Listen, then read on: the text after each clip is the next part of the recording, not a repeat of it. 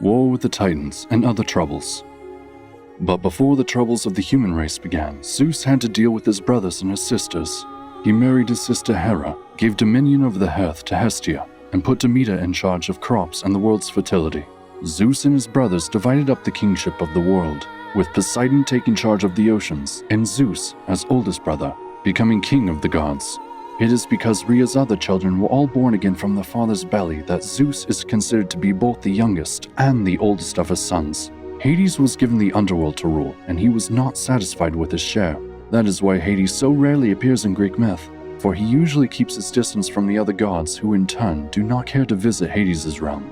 Instead, most of the greater gods of Greek myth have their palaces on Mount Olympus, an actual mountain in Thessaly. Only 4 of Gaia's other children accepted Zeus as ruler of the gods. The rest went to war with the gods of Olympus, and they seemed likely to win by sheer numbers. Zeus remembered the 100-handed giants and the Cyclopses, who were still chained down in Tartarus. He offered them freedom on the condition that the 100-handed giants would fight alongside the gods of Olympus, and the Cyclopses would forge a weapon that no god, no titan, and no monster could withstand.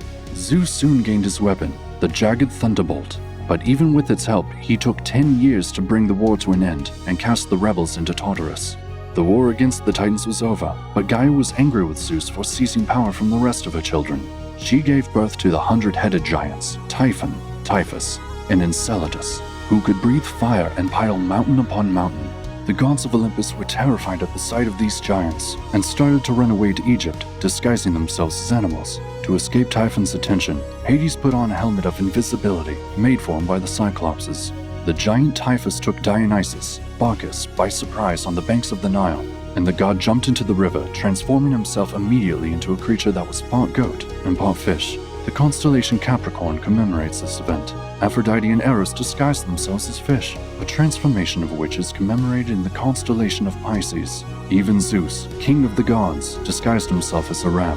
Zeus alone found the courage to return and fight each of the giants with his new weapon, the thunderbolt. The struggle was fierce, and even when the giants were defeated, Enceladus kept on breathing fire, writhing in his prison under Mount Etna. That is why Etna is such an active volcano. Each time the giant tries to break free, the earth shakes, and each time he breathes fire, lava spouts into the air.